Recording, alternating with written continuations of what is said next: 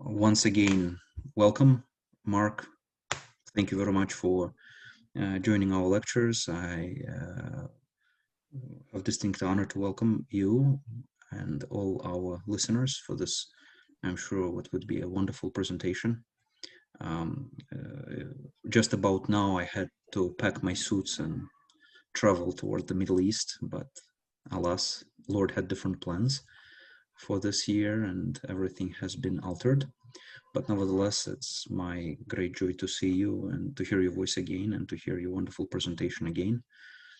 And Marc is my dear friend of many years. He is a pastor of a Christian congregation in Istanbul, doing magnificent charitable service towards Syrian refugees, a great missionary, a great warrior of the kingdom of heaven, as I may say, without bringing any connotation of the crusading movement of the along that past, and a great lover of biblical and church and Byzantine history, and great expert on Christian sites all over Asia Minor and Istanbul, Constantinople in particular. So I'm just passing the microphone and presentation to you. I'll be here, obviously, but I'll put myself on mute as not to interrupt any presentation. If you do have any questions, please send them via private format or in a group chat. But first, let Marc do the presentation, and then we'll have some time with him where he'll be able to answer to your questions, which I'm sure you're going to have. Okay, so welcome, Marc. Welcome, welcome, welcome. Thank you. Thank you so much for that great introduction. So yeah, tonight or today, it's tonight for me, 8 p.m., middle of the day for those who are stateside.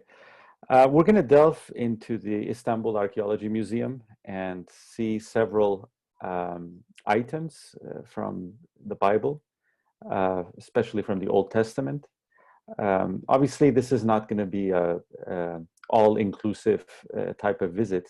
There's many items that we can speak of, but I've picked some items that I think are very interesting, at least for me. So I'm going to share primarily on those objects and items. But before we do so, I just want to give a brief introduction on the Istanbul Archaeology Museum.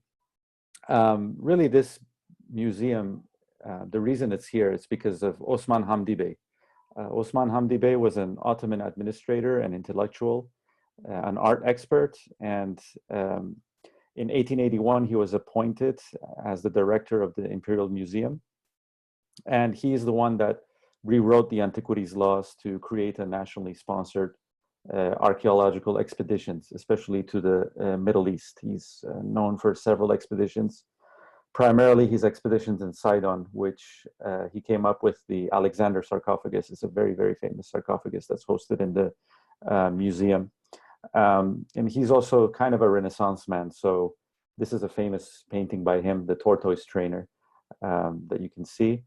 The museum itself consists of three different buildings. There's the main building that you see at the top right. But then there's two more buildings, the Museum of the Ancient Orient in the bottom left, and the tiled kiosk in the bottom right. So most of the items we're going to see, they're hosted in the third floor of the main building where the Syro-Palestine collection is located, and also in the Ancient Orient building where a lot of the Babylonian, Assyrian, Sumerian objects and items are located. The tiled kiosk, it's mostly tiles from Kütahya and Iznik from Ottoman times. So it's a really beautiful collection in its own merit, but it doesn't have to do anything with sort of our theme today. Speaking of Iznik, on a side note, if you've ever visited Iznik or Nicaea, they've also found Byzantine tiles there. In fact, if you're driving from Istanbul and you pass the Istanbul gate in the ancient city, to your first right, you will see a shop. And they do a lot of tiles there, including Byzantine tiles. They found several Byzantine tiles in the excavations and they recreate them using the old techniques, most of which used colors like red, yellow, etc., etc. So just keep that in mind if you're interested with Byzantine tiles as well, that there's a shop in Nicaea that actually recreates them based on the excavations. I know Father Ilya would be definitely interested. So Here's a little summary of what we're going to see today.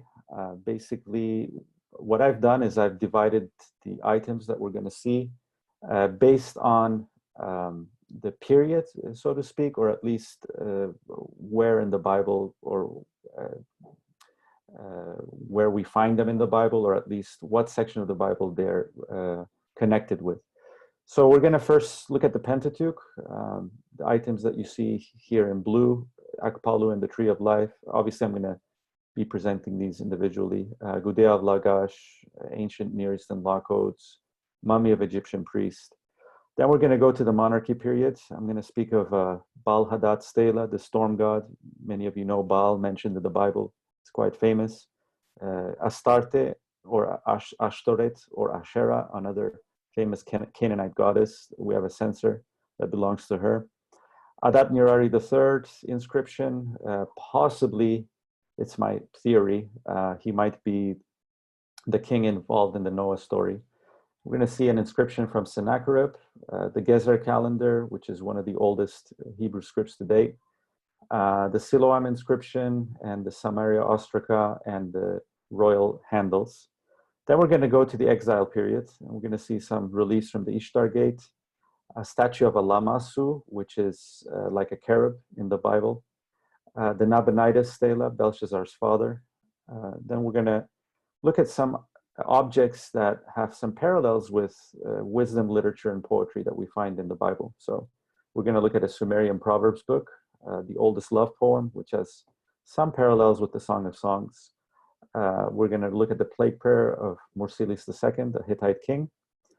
And then we're going to switch to the New Testament with the Jerusalem temple inscriptions, the bust of Augustus and Tiberius, and altars to nameless gods.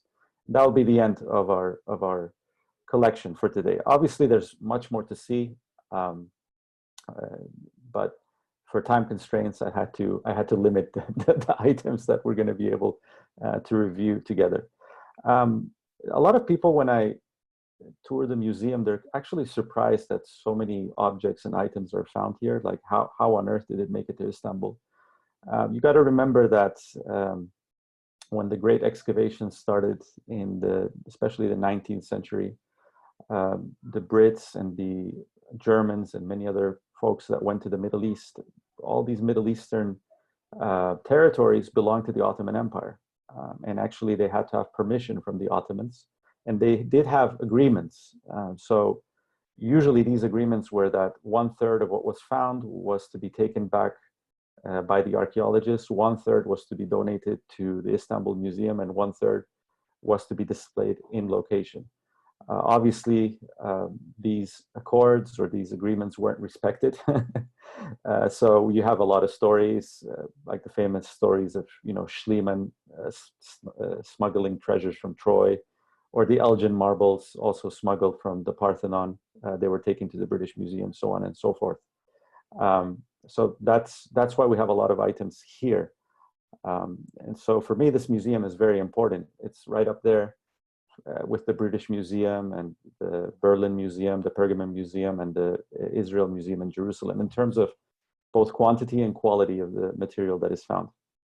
But without further ado, let's start with some interesting engravings here. Akpalu and the Tree of Life. These are from Ashurbanipal II's palace in Nineveh.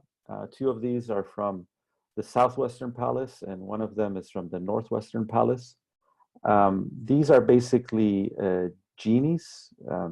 It's what the word Akpalu is. It's from 883 to 859 BC.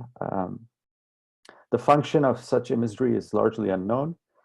There are several theories as to what the tree may mean, that they are flanking. So basically, what you have here is the genies would be flanking a tree of life, and you see a tree of life detail in another of the genies, and they would be getting some sort of seeds with pine cones. It's so said. We don't really know. Some consider it a symbolic depiction of a date palm, as one of the important sources of food and nourishment in ancient Mesopotamia. Others make the connection with the Edenic tree of life, others with a fertility ritual.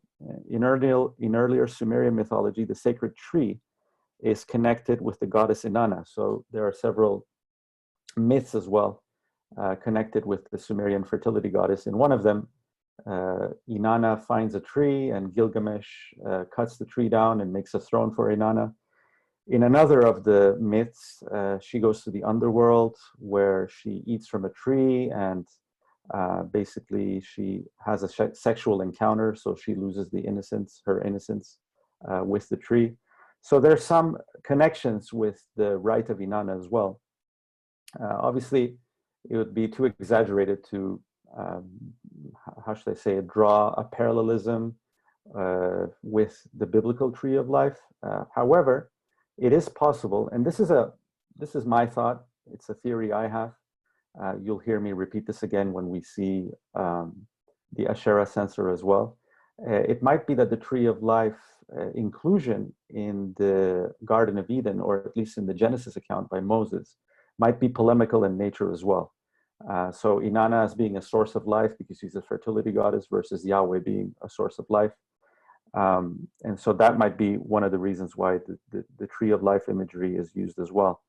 The sacred tree is reminiscent of the tree of life in the Garden of Eden. Adam and Eve were created to be in intimate relationship with God, but instead of feeding from the tree of life, they chose to feed from the tree of the knowledge of good and evil. In other words, they had the possibility of living eternally in an intimate relationship with God, being fed by Him. However, they chose a life of self-dependency in which they would be their own gods, in which they would be their own moral compasses. In the Old Testament, the tree of life imagery is also used for wisdom, especially in Proverbs 3, verses 18 through 20. It says that wisdom is a tree of life to those who lay hold of her. Those who hold her fast are called blessed. The Lord by wisdom founded the earth. By understanding he established the heavens. By his knowledge the deeps broke open, and the clouds dropped down the dew. In the New Testament, John makes a connection between the tree of life and Jesus. In John 15, Jesus compares himself to a vine. Those that abide with him and feed from his life produce life and much fruit. Those that don't are cast away. In John 6, Jesus states that those who feed and drink of him will have eternal life. And the book of Revelation seems to be making a tree of life symbolism in conjunction with Christ as well. The New Jerusalem is depicted with the tree of life in the midst in Revelation 22. This tree produces 12 types of fruit and leaves that heal the nations. 12 in other places is used as a symbolic number designated for God's people. The corpus of the New Testament seems to be making the connection that eternal life is to be found in Christ, and that those who tap and abide in his source will enjoy the benefits of life eternal. So again, those two trees in the Garden of Eden, one being the deception of Satan and one being the source of life, the relationship with God himself. So again, the tree of life being used perhaps for polemical purposes in the Old Testament. Another interesting detail is the cherubim and the chariot wheels in one of these akpalu. I will go into the role of the cherubim later, but this is sort of reminiscent of Ezekiel's vision, where he sees the chariot wheels and the cherubim surrounding the throne. These are motifs that are repeated a lot in antiquity, especially in important buildings and thrones. Usually the thrones of ancient kings used to have cherubs or lions on each side, and some thrones were of a movable type with wheels. So it seems that Ezekiel is seeing God in his glory and his kingly throne there as well. So again, very interesting details from Ashurbanipal's palace in Nineveh. Next in line is someone that I find very interesting and fascinating, Gudea of Lagash. These items date from the 22nd century BCE. They were found in Girsu, modern-day Iraq. Gudea was the king of the Sumerian city-state of Lagash. After 200 years of servitude to Akkadian overlords, the Sumerians gained a measure of freedom when northern tribes called the Gutians started raiding the Akkadians. And it's in this window of opportunity that Gudea ruled. And this period is also known as the Sumerian Renaissance for the high quality and number of artwork that has been found. Gudea was known to be a shepherd king. The shepherd king was often used by Sumerian rulers as a way to distinguish themselves from neighboring cultures. In Egypt, for example, the king was regarded as a god, and such kings would overlord over their subjects. In Sumer, however, kings tend to depict themselves as servants of the people. Shepherds tend to flock and protect them from predators. As such, the rulers in Sumer saw themselves as herders of men. The ruler would take care of his subjects and protect them. In return, the subjects would willingly give their allegiance to their ruler. Gudea, however, took this concept a step further, and he refused the title of king, which in Sumerian is Lugal, and instead adopted the title of NC, or governor. The NC was subservient to the Lugal. Given that Gudea was the highest man in power, some believe that he chose the title NC because he saw himself not as a king, but as a servant of the god Ningirsu, a god of law, farming, hunting, and war. Many inscriptions have been discovered where Gudea details construction projects, including numerous temples to his deity. Gudea was concerned for issues of social justice, the social welfare of his people. Both in his steles and his statues that have remained, it's interesting that Gudea resembles more of a priest than he does a king. Maybe not in this statue, but there's another one in the Louvre where he has a headband. And usually those headbands were not worn by kings, but were worn by priests. So you have this figure who, despite being a king, he's rejecting the title king, giving this title to the god that he worships, which is Ningirsu, and instead opting for the title of governor or priest. There's a debate as to what these titles exactly mean. Some people say that Lugal perhaps is not the title for the king of a city-state, but perhaps for the king that is overseeing various city-states. So again, it's open to discussion and open to interpretation, but what we see here is a votive dedication to Ningirsu and also a sacred basin dedicated to Ningirsu. And you can see these maidens that are holding these pots with flowing water. This water supposedly coming from Ningirsu himself. He is giving him life. As for what the sacred basin was used for, we don't know. Perhaps some sort of ritual purification, it could be. So this is very interesting because I see a lot of parallels between Gudea and the figure of Melchizedek in Genesis. We see in Gudea how the role of the high priest and the king was merged into one. We also know that during this period, Gudea had an active trade life with the Mediterranean coast, especially Syria, Lebanon, and Israel. Much of the cedar wood and stone used in his construction projects were brought from this area. So for me, there are some unavoidable similarities in play between the biblical figure of Melchizedek and Gudea. Melchizedek seems to reflect the philosophy of Sumerian rulership, much like in Gudea. In Melchizedek, we see the fusion between the roles of the king and the high priest who rules for the welfare and the peace of his people. The name Melchizedek itself means king of righteousness or king of justice. Perhaps Melchizedek saw himself as an NC of El Elyon, or as a servant of the Most High God.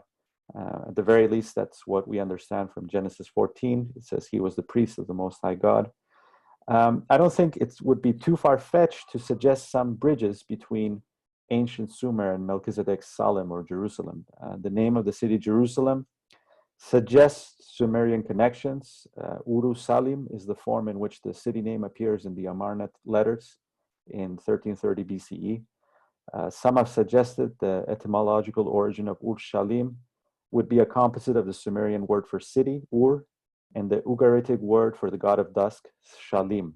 Dusk is the time of day when the day draws to completion. Perhaps this is the root of the concept of peace, Shalom. Biblically speaking, a connection between Canaan and Sumer is also not too far-fetched. Abraham and his family migrated from Ur to Canaan. It's possible that there was some affinity between Abraham and Melchizedek, king of Ur-Shalim.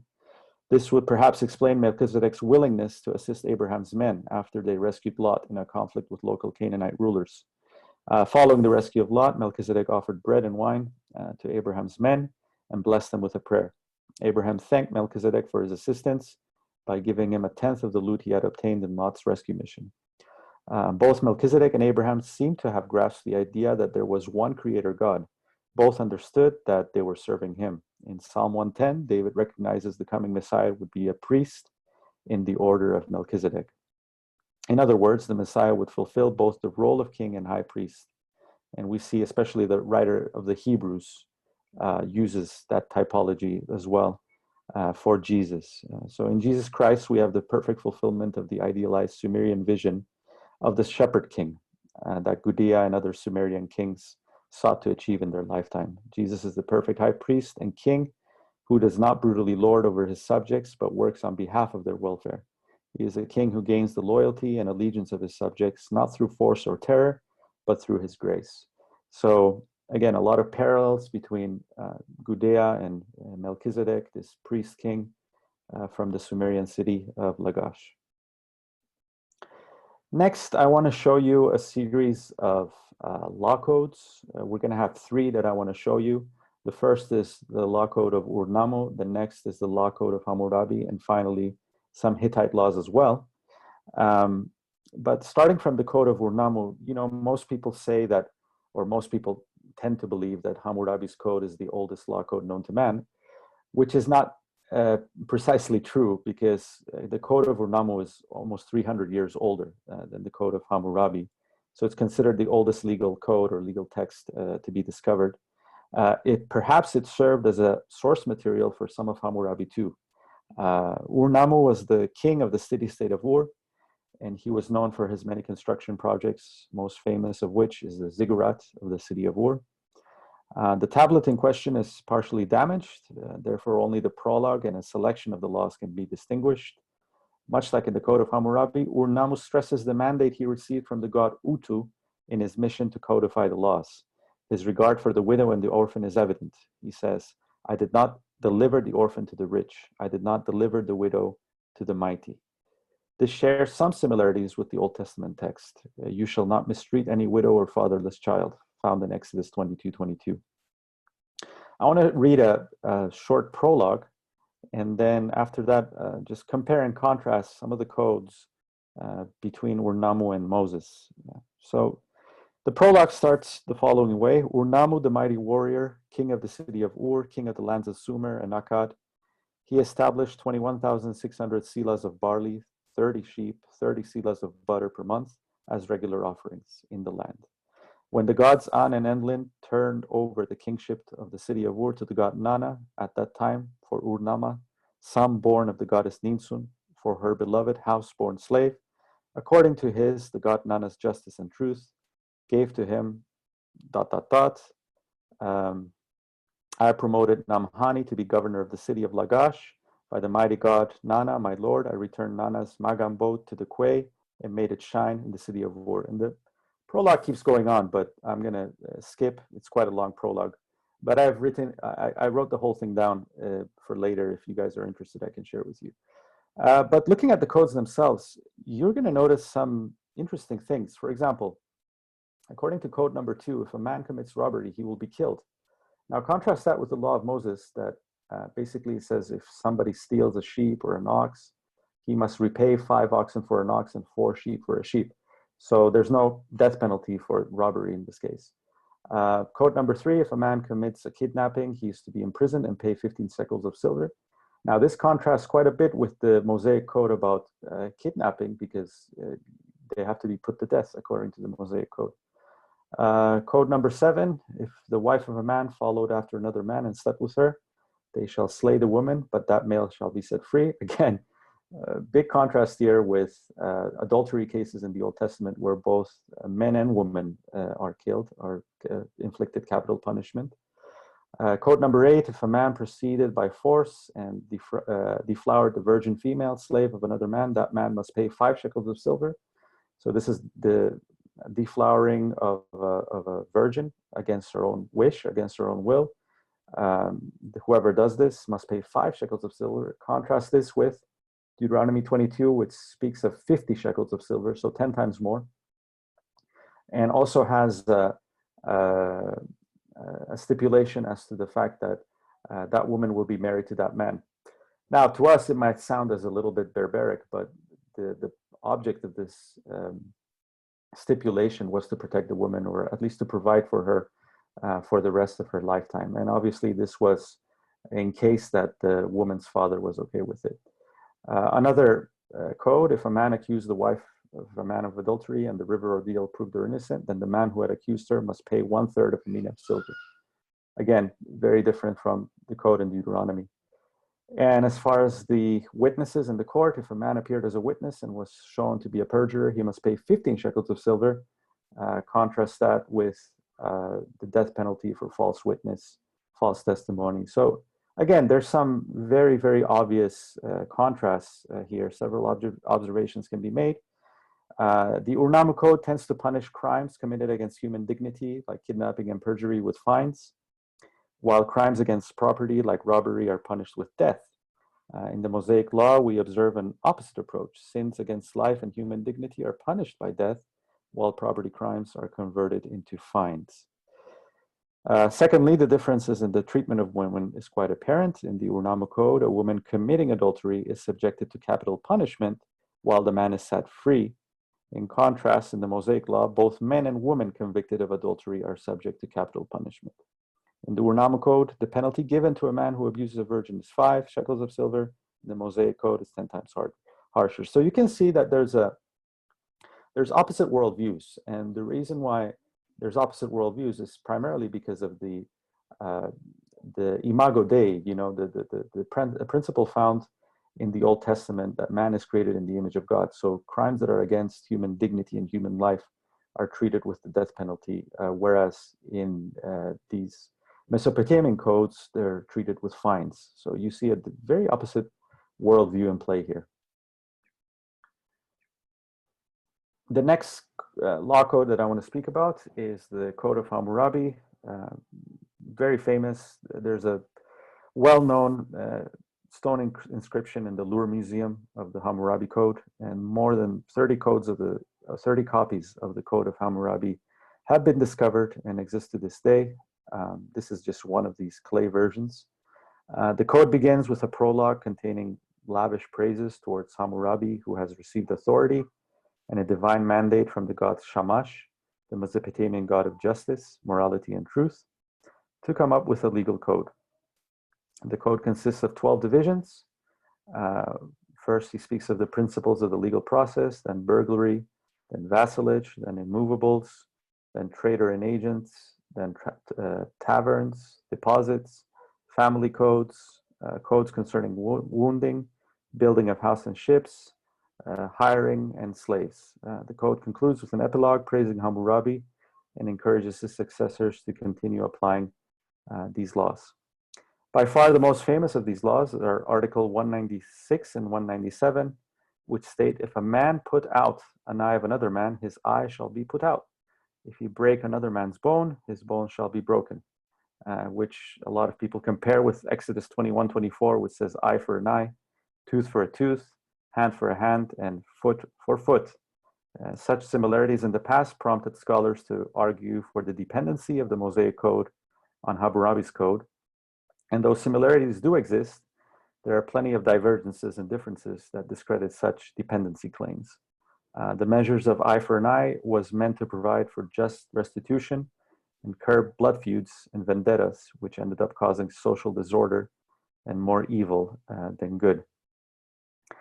A contextual clue as why Sarah might have suggested Abraham to lie with Hagar for an heir in Genesis 16 is found in this code. The Code of Hammurabi makes provisions for such cases, suggesting that this was a common practice during the times of the patriarchs. Article 146, if a man takes a wife and she give this man a maidservant as wife, and she bear him children, and then this maid assume equality with the wife because she has borne him children, her master shall not sell her for money, but he may keep her as a slave, reckoning her among the maidservants. If his wife bear sons to a man, or if his maidservant have borne sons, and the father, while still living, says to the children whom his maidservant has borne, my sons, and he count them with the sons of his wife, if then the father died, then the sons of the wife and of the maidservant shall divide the paternal property in common. The son of the wife is to partition and choose. Article 170. So here we have a code that's saying that even though the son may be born from another woman, he has to split the inheritance, or the biological son from the wife has to split the inheritance with the son from the maidservant. So this might be coming into play as well as Sarah is making her choice. I mean, she has a personal feud already with Hagar, but perhaps the idea of also splitting the inheritance she doesn't like very much. So this might be coming into play as well. So again, these are very interesting codes. You can see a lot of similarities and parallelisms. In some cases, they're very similar. In some cases, they're a little different, as you can see from the screen. Next in line is the Hittite laws. These cuneiform tablets are from the 16th to 13th century BCE. They were discovered in Hattusha, the capital of the Hittite kingdom. They're exhibited in the Troya, just opposite the Troya 6 showcase. So this is the second floor of the main museum building.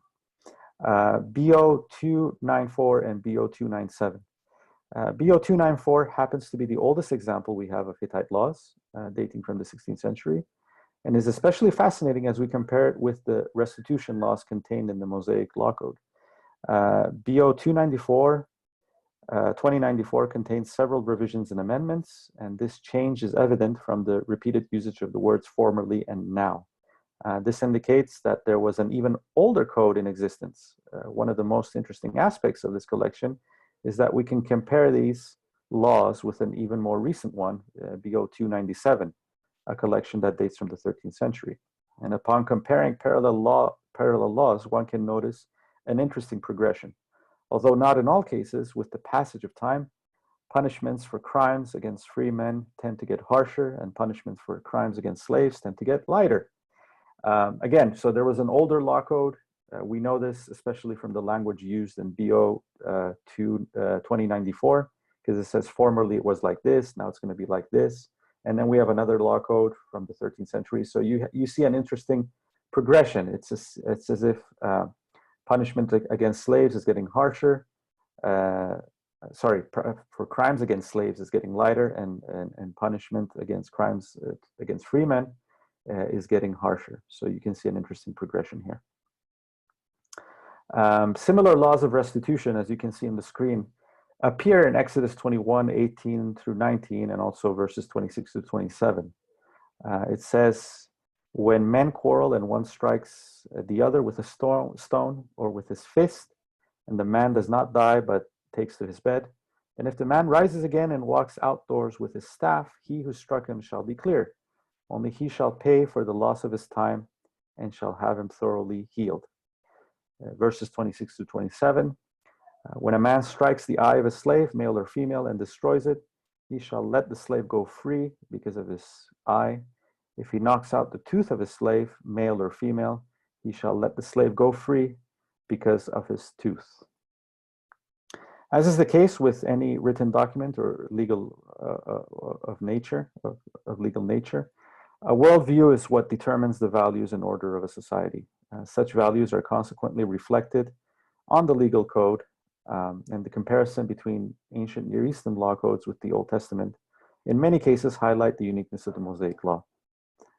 So several differences exist. Mesopotamian law codes are initiated by rulers who receive a mandate from God. The Mosaic Code claims direct revelation. The primary objective of the Mesopotamian law codes is to establish social order in a way that creates boundaries between social classes. Quite often, punishment for crimes depends on social rank.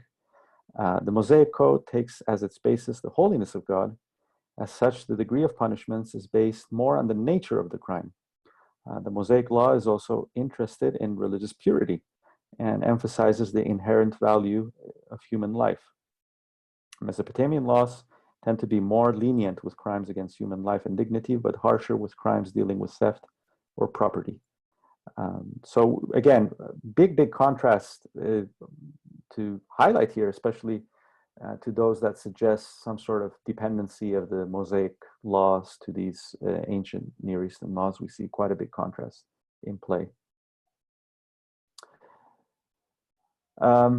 Next in line, we have a mummy of an Egyptian priest from the New Kingdom period. We have a few interesting items here. The canopic jars, which held the vital organs during the mummification process. As you know, the organs were taken out. This priest mummy is interesting. As you can see, there's another little mummified body within the coffin. That's the cat of the priest. So it's very interesting because you don't see this often in mummy displays. And also here is a box with figurines. These are the ushapti, or statuettes of maidens or helpers that are meant to aid the priest in the afterlife and serve him. As you know, in the book of Exodus, we read that God called the people out of Egypt, and he gave them a calling to be a kingdom of priests and a holy nation. The word priest comes loaded with different meanings nowadays, but one question for me is, what did it mean to be a priest during the time of Moses? So I just want to briefly explain what it was like in ancient Egypt to live like a priest. Many types of priests existed in ancient Egypt. The high priests were chosen by the pharaoh. They were considered the mediators between the people and their gods. It was a position that had political as well as religious authority. Just below the high priest was the lector priest, known as the keriheb. They would write and copy religious texts and instruct clergy as well, and give authoritative utterances and celebrations. The hour priests were astronomers who kept the calendar, studied astrology, and interpreted dreams. The sem priests were the embalmers who mummified corpses and recited the incantations that would guarantee eternal life to the deceased. And then we also have the wab priests, who were responsible for the purifications of vessels and instruments used in ceremony. So we see a lot of different classes of priests here in this play.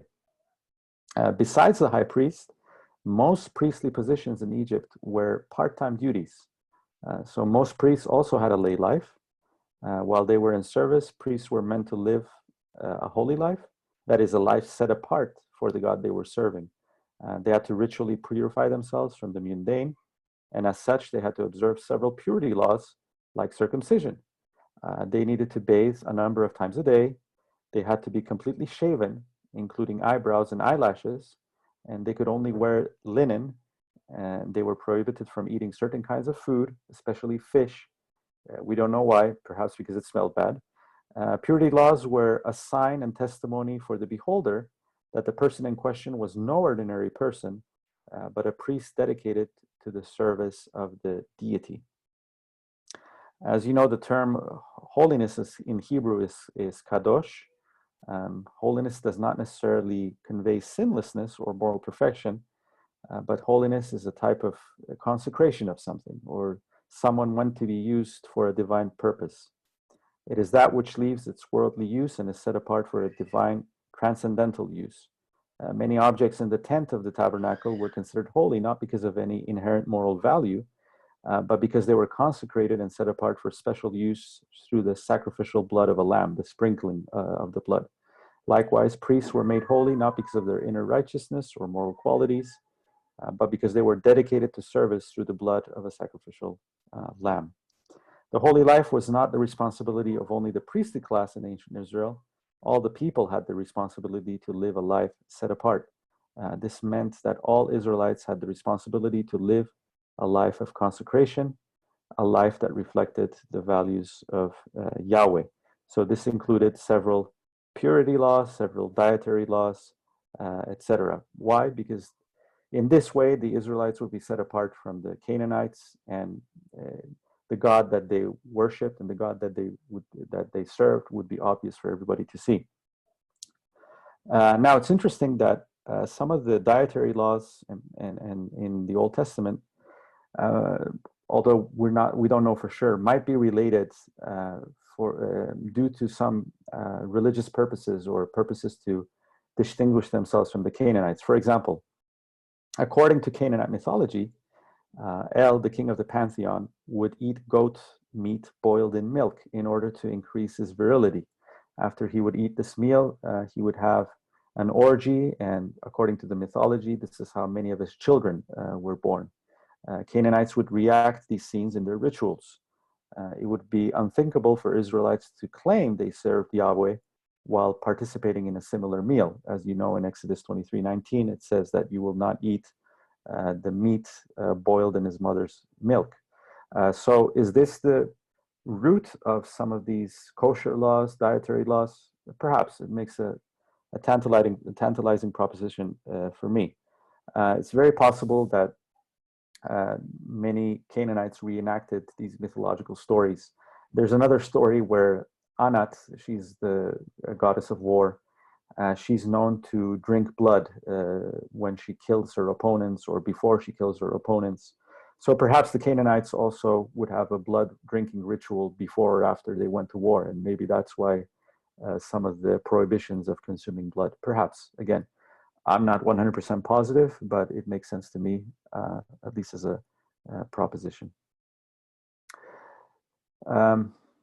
Next up, we're going to switch gears, and we're done with sort of the Pentateuch period, and we're going to move into the period of the monarchy. And I'm going to start with the figure of Baal Hadad. There are two images that could be attributed to Baal in the Istanbul museums. The first is a basalt stela retrieved from Babylon that is displayed in the ancient Orient building. It dates from 9th century BC. The stele depicts Teshub, or the Hittite version of Baal Hadad. As you can see, he's a god of the storm. He's holding these thunderbolts in his hands.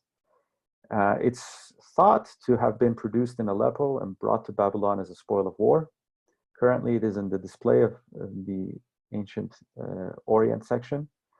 The second figure is of an unidentified god with a gold-leafed hat and skirt. But I think this is also Baal Hadad, especially because it resembles another figurine that's in display in Paris in the Louvre Museum.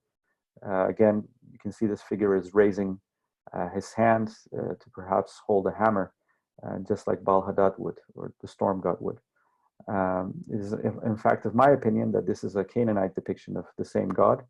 And this figurine is located on the third floor of the main museum building.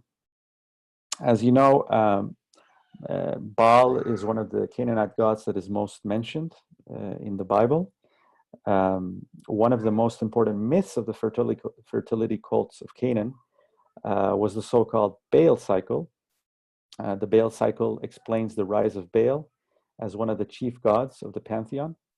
Similar to how Zeus ousted Kronos as chief among the gods, the Baal cycle explains Baal's rise to prominence and the popularity among the Canaanites. It was also a way of explaining the seasonal cycles. In the myth, Baal is slain by Mot, who's the god of death, and is considered to be dead until he miraculously comes back to life through the aid of Anat. This myth served to explain the seasons of drought and provide ritualistic practices to encourage the rebirth of Baal so that the rains would return and a fertile cycle would begin. I'm going to skip the story of the Baal cycle, but you can find it online. There's several resources that you can find online about the myth itself and how Baal defeated Yam and then fights against Mot and then is killed and then comes back to life with the help of her sister and consort Anat, etc., etc. It's interesting that this myth is perhaps the reason for the laceration of the prophets of Baal upon their confrontation with Elijah in Mount Carmel. The lacerations may have been a way of acting out the myth in order to encourage Baal to come out of hiding. Given Baal's sexual relationships with Anat, I wouldn't be too surprised that some of the cultic activities may also have included bestiality, perhaps relations with heifers, because Anat takes the body of a heifer and has a sexual relationship with Baal in the myth. And this would be a mythological acting out of the drama, but also a way of ensuring that the blessing of these gods would flow into the people. The name Baal appears approximately 90 times in the scriptures. However, given that the name Baal also came to be used as a generic title meaning Lord, not all references are specific to the storm god. Some references are to the regional deities that made the use of the word Lord. For example, Baal Berit in Judges 8:3. One of the reasons why Baal worship was prominent in Israel is because the Hebrews were by and large an agrarian society. So this makes a lot of sense.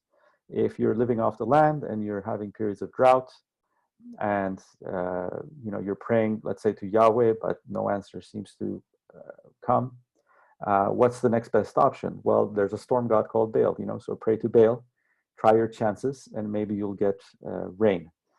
So this might be one of the reasons why Baal was so popular amongst the Jews. It's not until the time of the kings that we begin to see the rise of polemical literature as the worship of Yahweh began to gain ground again. Some scholars believe that Psalm 29 and Psalm 82 are both to be read as polemical poetry. Both psalms stress Yahweh's superiority among the gods. Psalm 29 specifically seems to be using imagery that would be traditionally associated with Baal. It says, "Ascribe to the Lord the glory due his name, worship the Lord in the splendor of holiness. The voice of the Lord is over the waters, the God of glory thunders, the Lord over many waters. The voice of the Lord is powerful, the voice of the Lord is full of majesty. The voice of the Lord breaks the cedars, the Lord breaks the cedars of Lebanon." So this connection with water, the voice of the storms, Yahweh riding on the clouds of heaven, an imagery that is interestingly used of Baal primarily until this sort of polemical literature comes across, or that we see in the Psalms. Notice also that the Son of Man in Daniel 7 is also said to be riding the clouds of heaven. So again, this is again polemical language being used. The biblical authors are taking metaphors that were used of Baal and applying them to Yahweh. So this is what I just said. Next slide. Okay, here's an interesting, very interesting item. It's an Astarte censer. In the third floor of the main museum building, we encounter a series of objects connected with Astarte. Among these are several figurines and a terracotta censer. The figure of Astarte is a complicated one. It most likely is an Iron Age amalgamation of the Canaanites' goddesses Asherah and Anat. It's probably an import from the goddess Ishtar from Mesopotamia, but it's also a sort of a combination of the pre-Canaanite gods Asherah and Anat. So it's sort of a mixed figure here. Ugaritic and other Canaanite materials associate Asherah with several symbols like lions indicating power, serpents representing healing, and sacred trees, perhaps pointing to life and longevity. And if you look at the bottom of the censer, you see a sacred tree, and also you have these lions and other beasts that are on the edges. In the Istanbul Museum, the censer has traces of smoke in its inner section. That's why we know it was used for incense.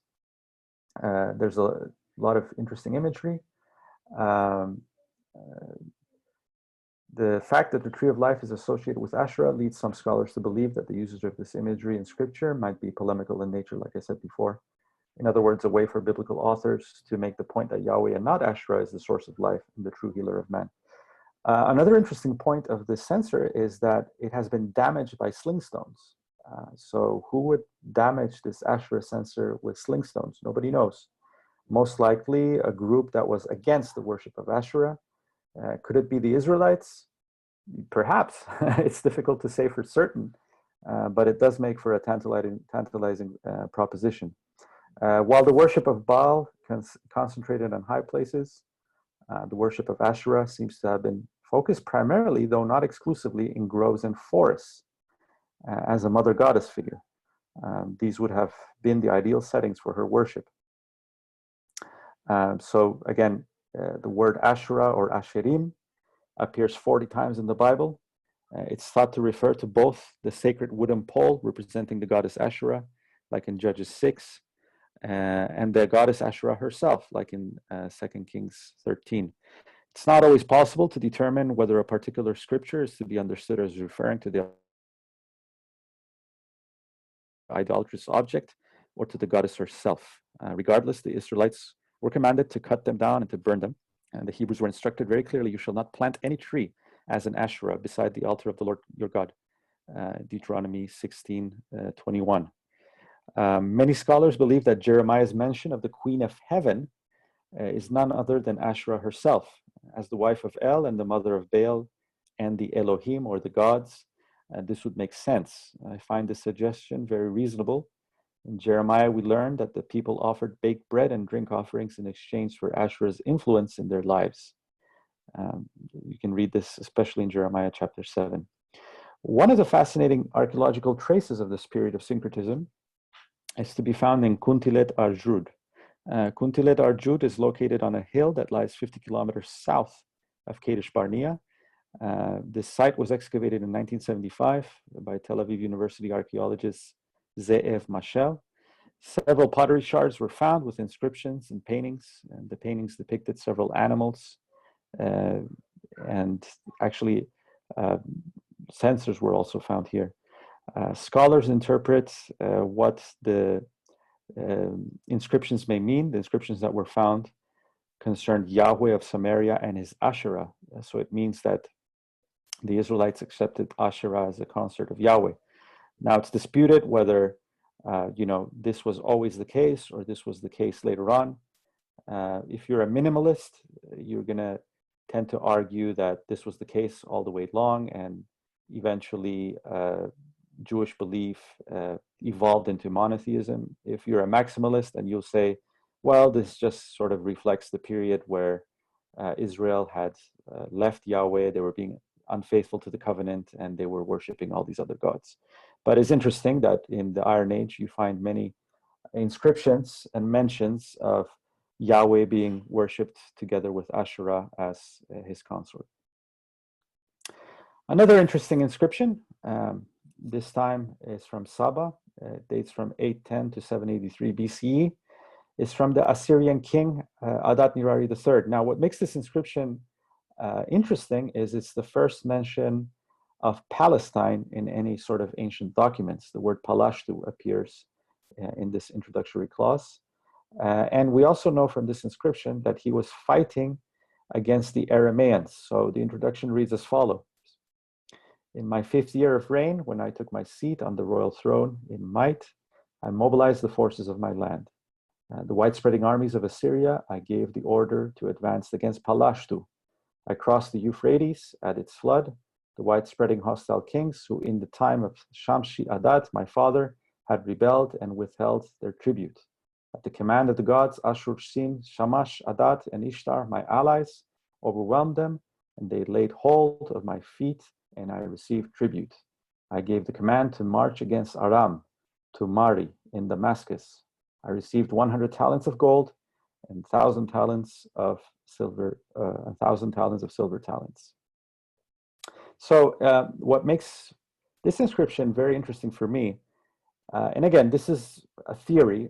I might be completely wrong about this, but I am of the opinion that this might be the king in the Jonah story. And the reason why I say this is because we have a mention in 2 Kings 13, verses 4 and 5. In the reign of Jehoahaz asked for the Lord's mercy, and the Lord responded favorably, for he saw that Israel was oppressed by the king of Syria. These are the Arameans or the Syrians. The Lord provided a deliverer for Israel, and they were freed from Syria's power. The Israelites once more lived in security. So who is this unnamed deliverer?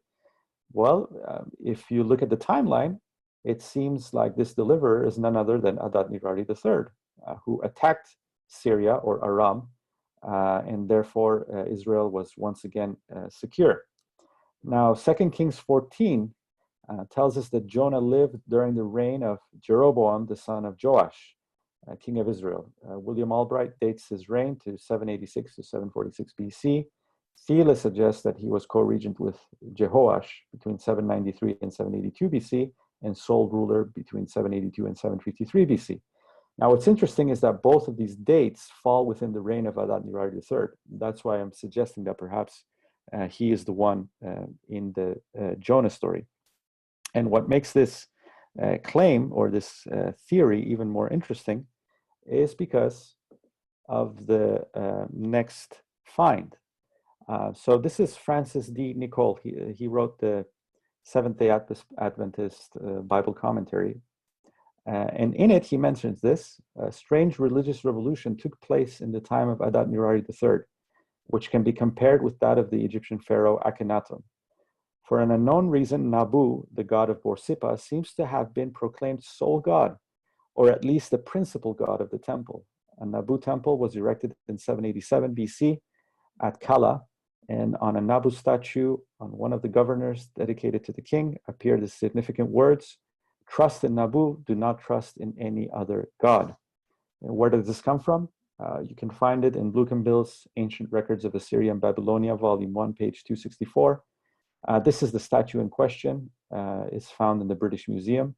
And in the inscription, it says the following: "Oh man, who shall come after me? On Nabu wait, do not trust in any other god." So it's interesting then that both the dates seem to match, and also this maybe short-lived monotheistic period seem to suggest some sort of influence from another monotheistic culture. Again, it's impossible to prove 100%, but it certainly makes for a possibility, which I find very appealing. So again, this is my theory that perhaps this king is the king of the Noah story.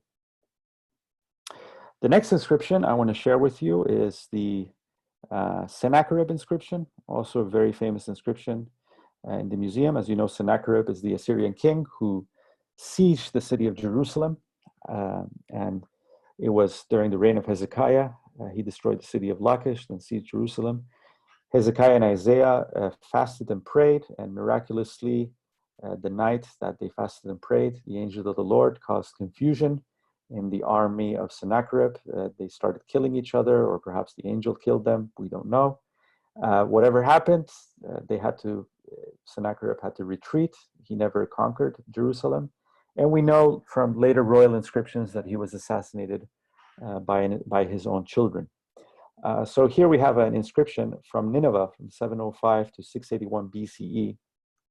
And this inscription is basically a city ordinance as to the building of a new highway or a new royal road in the city. It says the following: "Sennacherib, the great king, the mighty king, the king of the universe, the king of Assyria, the king of the four regions of the world, favored of the great gods, of the god Ashur and the goddess Ishtar, they have given me an invincible weapon and have opened my hand for the destruction of the enemies of Assyria. Trusting in their great might, I led my armies from one end of the earth to the other and brought in submission at my feet all princes dwelling in palaces of the four quarters of the world. And they assumed my yoke. At that time, I enlarged the site of Nineveh, my royal city. I made its market streets wide enough to run a royal road and made the road shine like the day. If ever any one of the people who dwell in that city tears down his old house and builds a new one, and the foundation of his house encroaches upon the royal road, they shall be hung upon a stake over his house." So it's basically saying, don't build your house over the royal road, otherwise you'll be punished by death. Obviously, this would be placed in a public place. This would be a decree that would be read out and placed in a main square where everybody could see. Again, also, alongside this collection, I haven't shared it here, but there's also reliefs from his palace where you can see that famous army that sieged Jerusalem. Now, this is an interesting item known as the Gezer calendar, dates roughly from 930 BCE. Basically, to give you a ballpark date, is a few years after Solomon's death, King Solomon's death. What's interesting here is that you have 7 horizontal lines speaking of the months of the year and what you're supposed to do in each month. So there's a few theories about what this means. First, let's read it. It says 2 months late crops, 2 months sowing, 2 months spring crops, 1 month cutting flax, 1 month harvest of barley, 1 month all the harvest, 2 months fruit vines, 1 month summer fruits. And then you have an 8th vertical damage line, which spells out Abi, which probably is the name Abiya or Abijah or Abiyahu. Most probably is the signature of the person who wrote this calendar. Now, what makes this calendar significant is that it's one of the oldest Hebrew scripts ever found, Paleo-Hebrew as we call it today. This is an ancestor of modern Hebrew. Actually, it's used, as you can see, it uses the Syro-Phoenician script before Hebrew used into the Aramean script that we know today. There's several theories as to what this tablet might be about. One theory claims that this was written by a farmer who had just learned to read and write, And perhaps this tablet was a way for this person to display his new writing skill. Another possible explanation is that this tablet was a writing exercise for children, or a way for children to learn about the agricultural cycle and the months of the year. You can maybe think of it as an ancient life sciences textbook or notebook of sorts. So we don't know for sure. But what makes it interesting again is that it's the earliest and best example of Paleo-Hebrew script. The calendar year begins at the end of the agricultural cycle, which is the traditional beginning of the year in ancient Israel. The location of discovery, I believe, is also quite important. This inscription is one of the at least half a dozen or so inscriptions that to me show that literacy was far more widespread in Israel, going beyond the elites and the scribal classes. The next inscription I'm going to show you is the Siloam inscription, which was done by construction workers. But outside of those inscriptions, for example, you have the Lachish ostraca, which were written by soldiers, and you have several others as well. So it's interesting that this shows you that literacy was not just, amongst the elite or amongst the scribal classes, but there seems to be literacy in the countryside as well.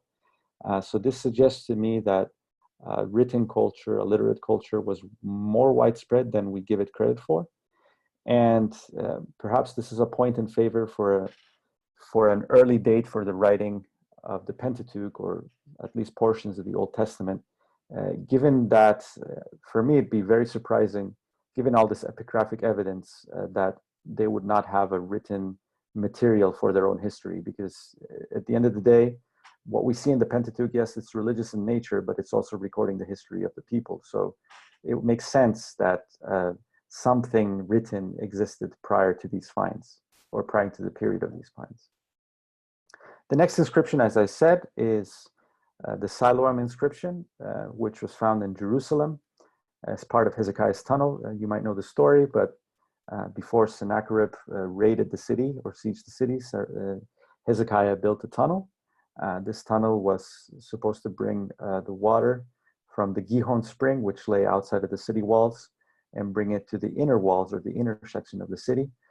This became later the pool of Siloam or Siloam, which is where Jesus performed some of his miracles in the New Testament. There were two teams that were excavating on both sides, and they eventually met in the middle.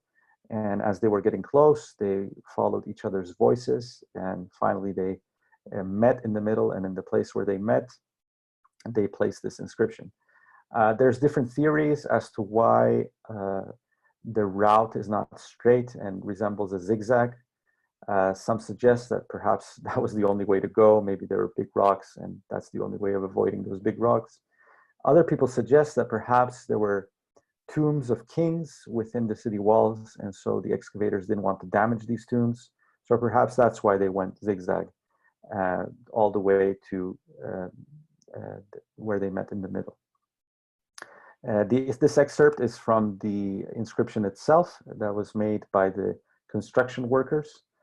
It says, "When the tunnel was driven through, and this was the way in which it was cut through, while were still axes, each man towards his fellow, and while there were still 3 cubits to be cut through, there was heard the voice of a man calling his fellow, for there was an overlap in the rock in the right. And when the tunnel was driven through, the quarrymen hewed the rock, each man towards his fellow, axe against axe, and the water flowed from the spring towards the reservoir for 1,200 cubits. And the height of the rock above the heads of the quarrymen was 100 cubits."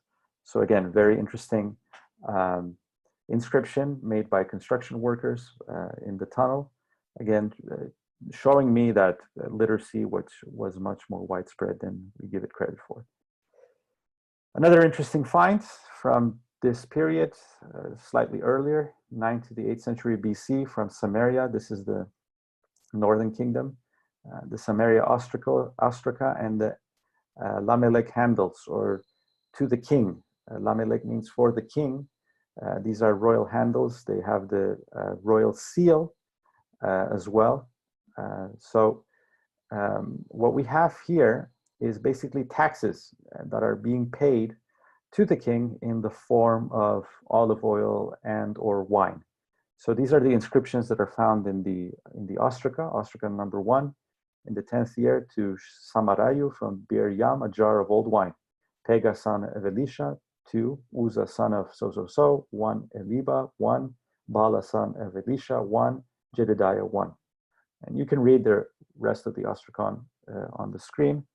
All are very interesting. And we also have the stamps. There's a collection of these, and the dates are roughly from the 8th century BC to about 587 BCE. So it's quite a big collection that is housed in the museum. These were found by George Reisner in 1910. And most of the ostraca have dates given according to the reign of an unnamed king. The dates are 9th, 10th, and 15th year of a king, but which king that is, it's a matter of guesswork. Rainey suggests that these ostraca should be viewed as scraps or notes which were taken before their content was transcribed into a lost papyrus ledger. If this is true, we can assume that due to climate conditions in the Levant, the pottery shards were able to outlive the official papyrus records. The most popular proposals for the unnamed king amongst the scholars seems to be Joash or Jeroboam II. Several of the inscriptions registered transfer of quality wine or fine oil from a certain place to a certain person. The topographical data they contain constitute the largest number of Israelite place names found outside of the biblical text. Some of these places are thought to be sites of royal vineyards close to the capital. The ostraca also provide us with some insight into ancient scribal practices. So what's the significance of these ostraca? Well, these discoveries help us create a more complete picture of the northern and southern kingdoms of Israel and Judah. Firstly, from these discoveries, it seems that the Israelite kingdom was more advanced economically in the 8th century BC compared to its southern neighbor. This we glean especially from the quality of luxury products that we see recorded in the ostraca. This data could suggest the wealth in the northern kingdom was centered in the capital, and most likely in the hands of a select few, while in the south, wealth tended to be more distributed and less centralized. This is according to Nam's thesis. If Nam's thesis is to be believed, we could postulate that in the northern kingdom, kings used redistributive gifting mechanisms as political capital to secure their power. If we are to read the pre-exilic minor prophets, we may postulate that in the north, injustice and corruption was centered in and around the capital Samaria, while the south, the problem of injustice and corruption, though present in Jerusalem, tended to primarily reside in rural Judah, especially in the treatment of farmers by land tenants. And there's several examples in Micah and Amos and other prophets, which I'm going to skip because of time constraints. But it just helps us gain a more complete picture of what was going on during that time period between the northern and southern kingdoms. Now, we've moved into a new period. This is the period of the exile. And here we have some reliefs from the Ishtar Gate. These were made by King Nebuchadnezzar, which we know from the story of Daniel. They date from the 6th century BCE. What we have here is a depiction of 3 different gods. The lion is Ishtar, the goddess of love and war. The Auroch is Hadad, the god of the storm, also known as Baal. And we also have Marduk. Marduk is this dragon god. This figure is also called Mushushu. It's a type of protective deity. It was one of the main gods of the city of Babylon. In fact, there was a temple dedicated solely to him. And we know of the construction of the Ishtar Gate and also the processional way, thanks to the Nebuchadnezzar cylinder, which is also housed in the museum. These are to be found in the section of the ancient Near East, or the ancient Orient section. A lot of these figures were placed in the processional way as a way to intimidate people who would approach the city, but also as some sort of amulet of protection. For example, an inscription from a latter king named Nergalisar states, "I cast 7 bronze savage Mushushu," or these dragon depictions, "who spatter enemy and foe with deadly venom." Again, this image seems to have been placed in gates to repel any sorts of evil and curse. So it's a way of protecting the city. But it's very interesting that the biblical authors make a play of this, especially in Jeremiah chapter 50, verse 1 and 3. It says, the Lord spoke concerning Babylon and the land of Babylonia through the prophet Jeremiah. Announce the news among the nations, proclaim it, signal for people to pay attention, declare the news, do not hide it. Say, Babylon will be captured, Bel will be put to shame, Marduk will be dismayed, Babylon's idols will be put to shame. So here we have a mention of Marduk and Bel. Her disgusting images will be dismayed, for a nation from the north, which in this case is Persia, will attack Babylon, and it will lay her land waste. So these images would be part of the processional way. The processional way was important because it was used for New Year celebrations, or for example, when the king returned from battles with booty and stuff. And the double gates, as you can see in the picture, one of which is located in the Berlin Museum. If you haven't a chance to see it, I highly recommend it. This picture is from a website called kandingira.com. You might know, maybe Father Ilya knows already, there's a Byzantium1200.com website where a lot of these sites of ancient Constantinople are rebuilt in 3D. It's from the same maker. He has pictures and a 3D remodeled ancient city of Babylon. So it's quite a good resource if you just want to look through what Babylon might have looked like in antiquity, or even use it for your own purposes if you're teaching classes, so on and so forth. Now here we have a statue of a Lamassu from the 8th century BCE. The word Lamassu means protective spirit in Assyrian. And what makes this piece interesting is that it roughly provides us a visual for the type of thing that Ezekiel might have seen in his visions of the cherubim. So one of the problems we have in modern day is that when we think of the word cherubim, we think of, you know, baby-faced angels, you know, flapping their wings or something like that. And nothing could be further from the truth. You know, the Lamassu or the Shedu were these composite creatures where, you know, they had this body of a lion, they had the hooves of an ox, they had the wings of an eagle, and they had the face of a man. So this is much more alike to what Ezekiel would have seen, for example, in his vision.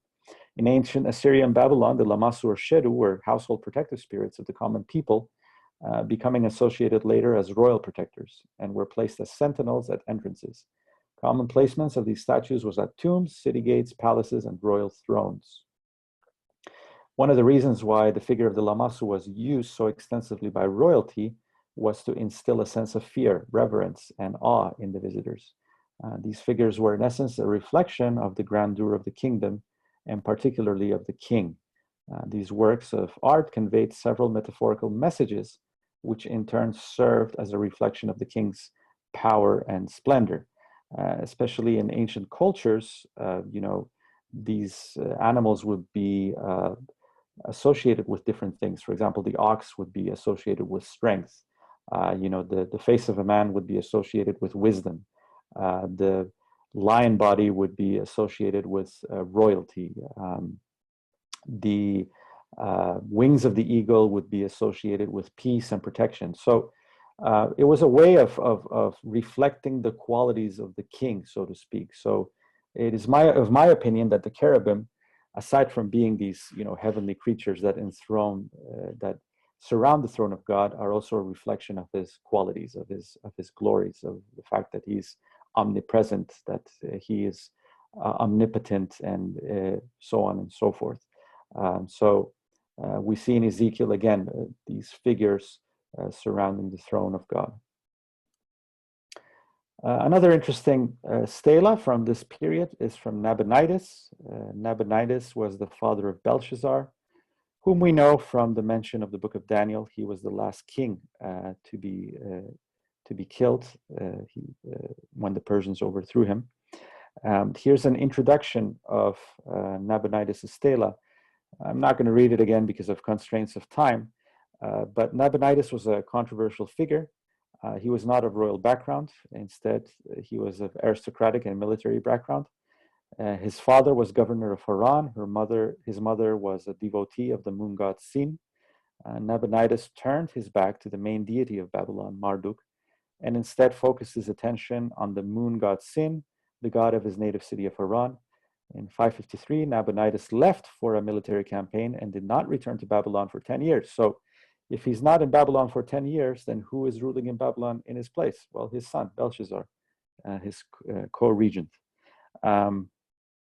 Some scholars suggest that the biblical text is problematic as regarding Belshazzar, because it states that Belshazzar was the son of Nebuchadnezzar, but the problem is readily resolved as the term son in the biblical language is quite flexible. Jeremiah 27 provides clarity when stating that it's his son's sons or his grandson. So in ancient Near Eastern custom for Belshazzar, he was considered the son or the grandson of Nebuchadnezzar. It would be enough for Nabonidus to have married one of Nebuchadnezzar's daughters. And this is precisely the case, as Nabonidus married the daughter of Nebuchadnezzar's second wife, Nitocris. So again, interesting find. And the relationship of Nabonidus and Belshazzar also explains why Daniel was offered to be the third highest ruler of the kingdom in Daniel 5, verse 7. Nabonidus being number one, Belshazzar, his co-regent, ruling in the city of Babylon, being number two, Daniel then being number three. Now, here's an interesting collection. I really like this collection. This is a Sumerian Proverbs book, or a collection of Sumerian Proverbs dating from the 19th century BCE, found in Nippur. And I want to read some of these for you. It says, if bread is left over, 1.9, the mongoose eats it. If I have bread left over, a stranger consumes it. 111, you don't speak of that which you have found, you speak of that which you have lost. 114, don't talk about what hurts you. 115, kind of fatalistic, wealth is far away, poverty is near. 118, again, very fatalistic, wealth, like migratory birds, never finds a place to settle. 128, when a purchase is settled, it is soon out of mind. 152, there's no baked cake in the middle of the dough. In the city of no dog, the fox is the overseer. In the city of the lame, the halt are couriers. What else? Oh, 182. What has been spoken in secret will be revealed in the woman's quarters. Not a very high view of woman here. What else? 191. My girlfriend's heart is a heart made for me. 146. Marry a wife according to your choice. Have children to your heart's desire. 154. A thriftless wife living in a house is worse than all diseases. Again, seems like these people had a lot of problems with their wives, women special, and also money. A disorderly son, his mother should not have given birth to him. His God should not have created him. 159, an unfaithful penis matches an unfaithful vulva. 160, marrying is human, greeting children is divine. Now, it's interesting. there are some similarities with biblical wisdom literature, particularly with the book of Proverbs here, although there's a lot of differences as well. Ancient Proverbs reflect the worldview and the way of thinking of ancient societies. And this collection is interesting in the way that it somewhat reflects a fatalistic attitude to life. You know, enjoyment of life is outweighed by laments and complaints that one is powerless to change certain fixed things. Fate is inescapable. It's more important to consume than to share. Poverty is hard to break out from. Wealth is constantly fleeting. The lamentation of a slave has no end. There's a negative view of the opposite sex. One should be careful what he shares with a woman. Women are generally viewed as objects meant to fulfill men's desires. Having a wife can mean risky business. Life is meant to bring you satisfaction and meaning through having children, marrying well, and self-sufficiency. So this kind of reflects the worldview that these people had, these Sumerians had. Now contrast this with the Proverbs in the Bible. Life itself is not viewed as fatalistic chain of events in which we have no choice or say. The book of Proverbs is structured as a set of instructions from a father to his son. If the son chooses wisdom and the fear of the Lord, he will live a successful and peaceful life. If the son chooses the way of folly and evil, the diametric opposite of wisdom, he will experience ruin and shame. Note the aspect of choice. The fate of the child lies in his own hands. Unlike Mesopotamian thought, he is capable of changing his destiny. This approach is very reminiscent of God's words to Israel in Deuteronomy 30. I give you two ways, one that leads to life and one that leads to death. Choose my way so that it leads to life. Another important distinction is found in the portrayal of the feminine figure. While in the Sumerian proverbs, women tend to be viewed as a way to satisfy men's desires or merely obstacles towards the goal, the biblical proverbs portray wisdom as the voice of a woman. Wisdom is a guide, a companion. She's associated with creativity, prudence, discipline, discretion, strategy, good sense, and competence. There's 4 poems of the Lady Wisdom that can be found in Proverbs. This is not to say that there's no negative imagery. There's also the image of the harlot as well. But of chief importance is that whether used in negative or positive examples, women are viewed as companions, guides, or aids, rather than a way of fulfilling man's self-centered desires. So we have a very, very opposite view as towards life, the opposite sex, etc., etc. So I find this very, very fascinating, very interesting. Here's another interesting wisdom inscription or poetry, we could call. It's the oldest love poem. It's called the poem of Sushin. It was unearthed in Nippur. It dates from roughly 2000 BCE. To me, this is one of the hidden jewels of the museum. Some of these lines sound very reminiscent of the Song of Songs. For example, in the Song of Songs, in chapter 4, verse 11, it says, "Your lips, my bride, drip honey. Honey and milk are under your tongue, and the fragrance of your garments is like the fragrance of Lebanon." So we see a lot of honeydew imagery, both in the Song of Songs and also in this love poem. So what is this Sumerian poem all about? Let me explain it briefly. Sushin was the king of the city-state of Ur and reigned during the 20th or 21st century BCE. At the beginning of every calendar year, the king of the city of Ur would enter a sexual union with the high priestess of Inanna, the goddess of love and fertility. What the sexual union was meant to achieve was blessing and prosperity for the forthcoming year. As part of the sexual rite, a poem would be written down and be read in banquets of the New Year festivities. Even though the poem was certainly about the physical act of the sexual union, it was also reflective of the covenant or contractual relationship entered between the king and Inanna. As far as who the king represented in this ritual is a matter of debate. One explanation is that the king simply represented the people. Another possible explanation is that the king represented Dumuzi, Inanna's shepherd's lover, who was deified as a result of his sexual union with her. It is possible, therefore, that the religious rite was a reenactment of the Inanna and Dumuzi myth. Some scholars would like to argue for the dependence of the Song of Songs to poetry like this, but due to the 1,000-year gap, it seems very unlikely. What we could, however, conclude is that the Song of Songs follows a type of poetry that was popular. So kind of like how maybe we read Shakespeare's poetry nowadays.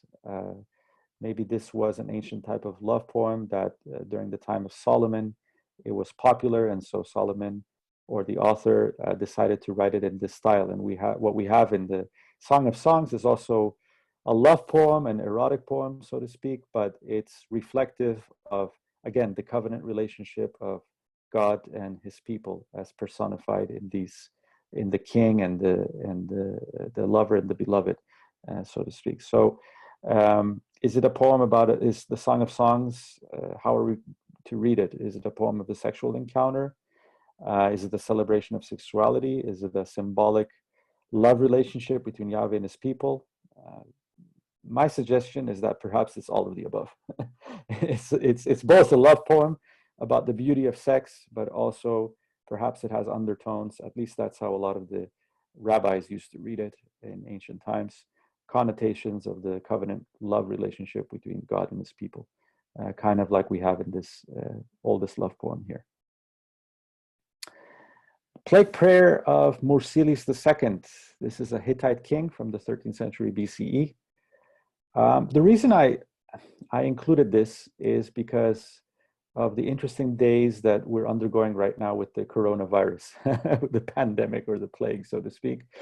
Well, during the reign of Mursilius II, he had a plague that had been lasting for 20 years. People were dying. He was desperate. He was offering libations and offerings to numerous gods. It says, when I celebrated festivals, I worshipped all the gods. I never preferred to one temple from the other to the other. He's giving this to his storm god, but he doesn't know if the storm god is the cause of this plague. So he's basically saying, I've never preferred one over the other. The situation is getting kind of critical because the priests who are offering the libations and the offerings, they're also dying. So he doesn't know what's going to happen. And he also doesn't know the reason as to why this plague is happening in his reign. Although he does have a theory. And the theory is that Mursilius' dad entered an agreement with the Egyptians, or he had entered a conflict with the Egyptians, and the conflict had been settled under an oath given to the storm god. Well, it turns out that Mursilius' father, Supilulima, had not honored this oath, and he attacked the Egyptian territory of Amka.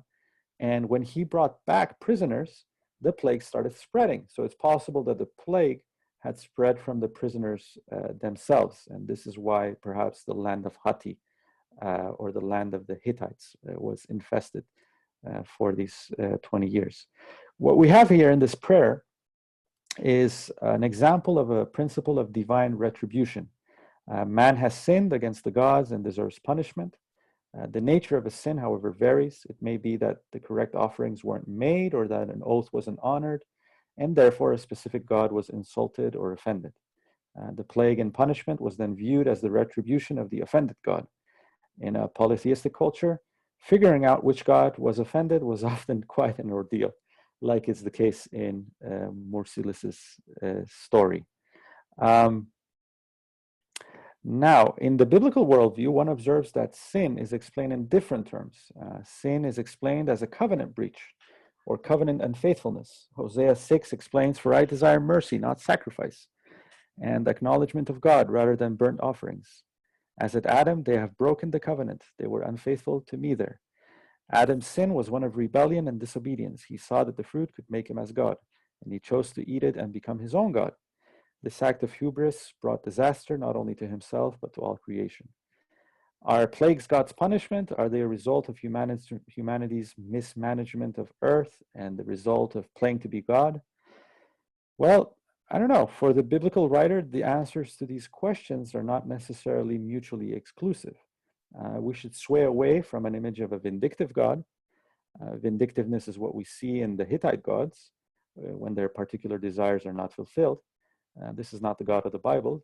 The God of the Bible is just. He doesn't change. He sets covenants and boundaries, but humans may violate these in their responses, and different responses may have, therefore, different consequences.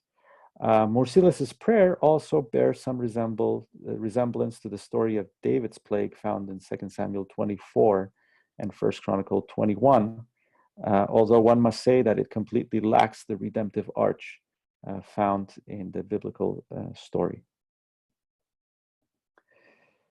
We're moving on to the New Testament. This is the last section. Thank you for bearing with me. I know it's been kind of long, but there was a lot of ground to cover. And we're going to do a couple of objects from the New Testament period. The first of these is the Thanatos inscription, or the death inscription from Herod's temple in Jerusalem, dating from the 1st century. Here we have a warning. It says, "No foreigner is allowed to enter the courtyard and enclosure surrounding the temple. Whoever is caught will be responsible to himself for his death, which will ensue." So what is this inscription about? Well, here you have a model of Herod's temple. The outer courtyards, which you see in orange, were the court of the Gentiles, so everybody could enter those courts. But the inner courts were reserved for the Jews. There were two courts, inner courts. One was the court of the women, and one was the court of Israel. And if you're a Gentile, you cannot enter these inner courts. And just to make sure that you don't enter it, there's this warning sign that would be put up, which basically says if you cross over, then you will be killed. Now, there's a couple of allusions to this in the New Testament. The first is in Acts chapter 21, 27 through 29. If you recall, Paul, when he was visiting Jerusalem, brought with him a friend from Ephesus named Trophimus. And the Jews accused Paul of taking Trophimus into the inner courtyard, and that's why they want to kill him. That's in Acts 21. Another allusion is probably made by Paul himself in Ephesians chapter 2, where he speaks of the wall of hostility. For he himself is our peace, who has made the two groups one and has destroyed the barrier, the dividing wall of hostility, that is between Jew and Gentile. His purpose was to create in himself one new humanity out of the two, thus making peace, and in one body to reconcile both of them to God through the cross, by which he put to death their hostility. So again, we have this allusion or imagery of the dividing wall and the warning sign that has been destroyed in the body of Christ. Two interesting busts, one of Augustus and one of Tiberius. Augustus, as you know, was the emperor during Jesus' birth. Tiberius was the emperor during Jesus' crucifixion and resurrection. Augustus's bust is from Pergamum. Tiberius's is from Constantinople. They're both dated to the 1st century, but we don't know where the Tiberius one came from. I mean, it was found in Constantinople in the 2nd or 3rd century. Most probably was brought from somewhere else. What makes the figures of the emperors interesting is that a lot of people miss this, but in the 1st century, many of the titles used by Jesus, like Lord and Son of God, was also used of the emperors. And even the word gospel, evangelion, or good news, was used in the context of emperor worship. You know, it was a good news when a new emperor came to the throne, or when the emperor won a battle and he returned to the city with the spoils of war. Messengers would give this good news ahead of time so that the people could meet him at the gates, for example. So again, this context helps us understand why the early Jesus movement was so viewed as such a threat to the Roman authorities. For example, in Acts 17, we have this quote, "These people who have stirred up trouble through the world have come here too, and Jason has welcomed them as guests. They're all acting against Caesar's decrees, saying there's another king named Jesus." Now, why would they have said that? Well, because of a lot of the titles that the Christians were using was used for the emperor worship as well, or the context of the emperor as well. There's a inscription that was found in Turkey, in Priene, if I'm not mistaken, that actually speaks of Augustus.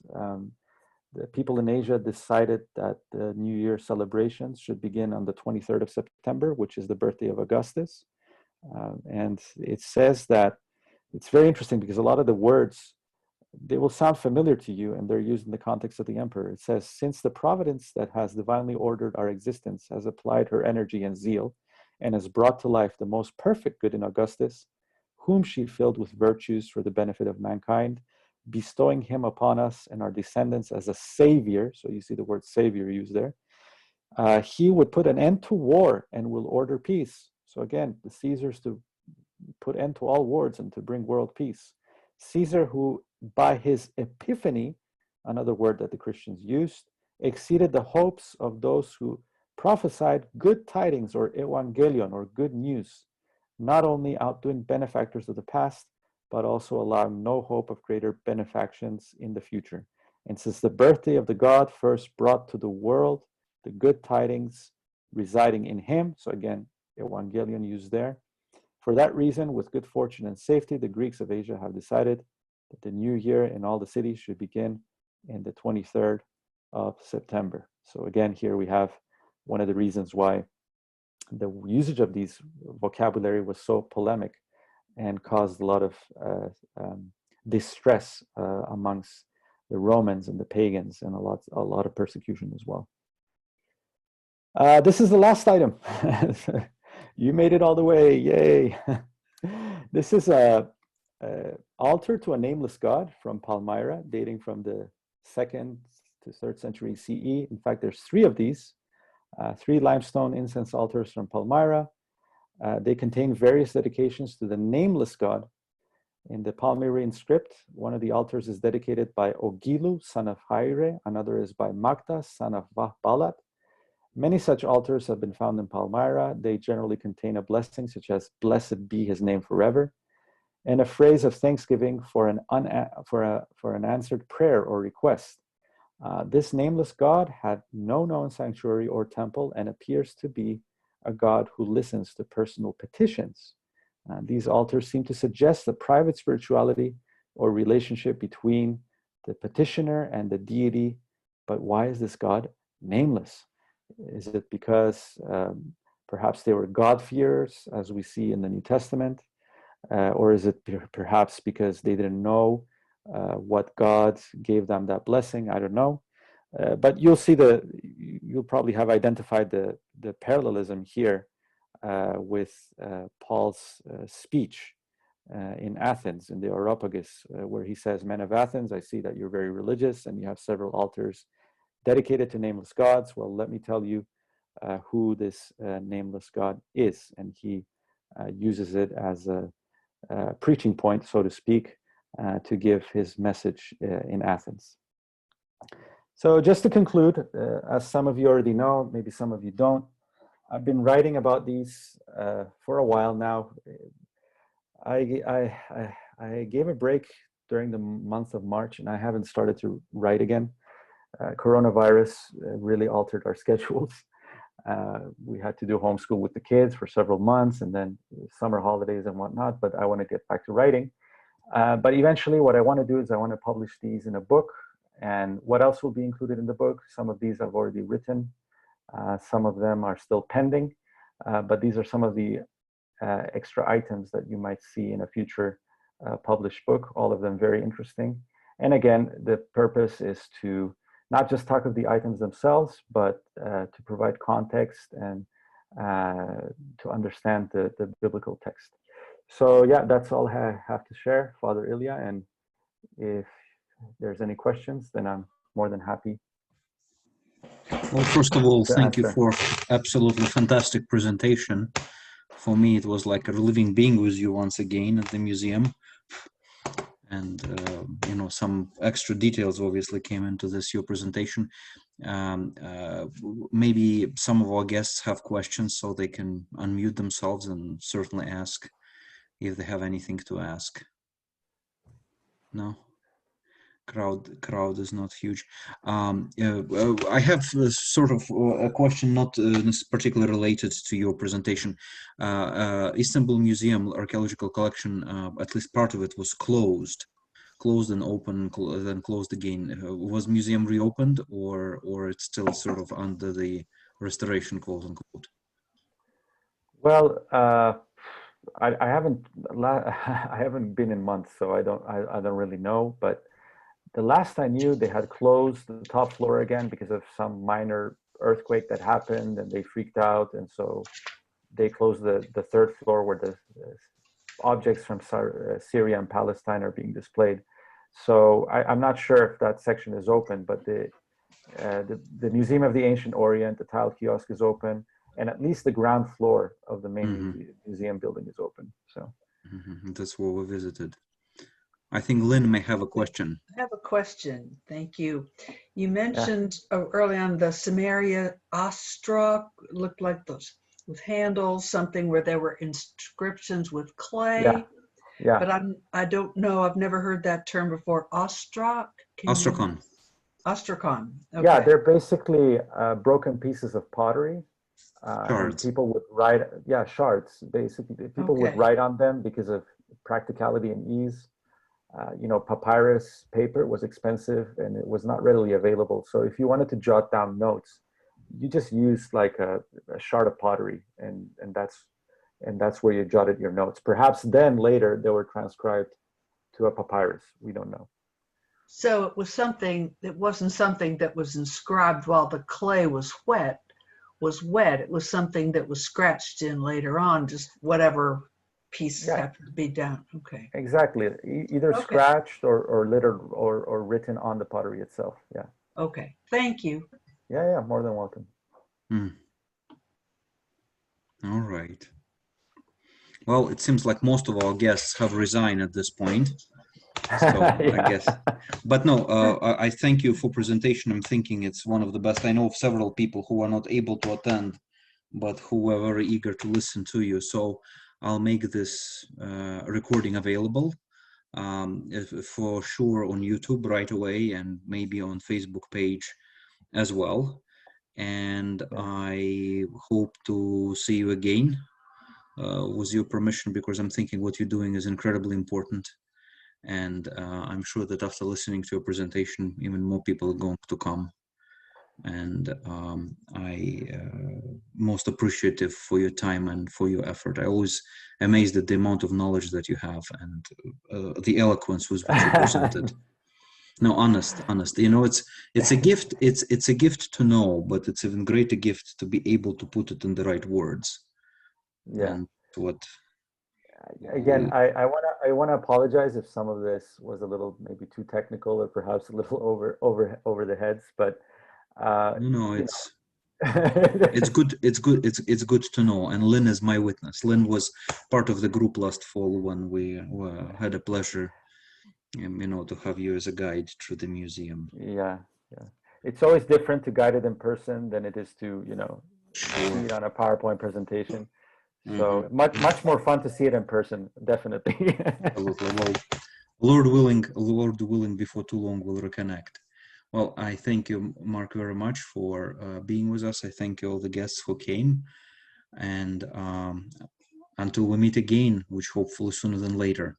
Every Saturday, at least I'm planning till Christmas season, perhaps to have various presentation.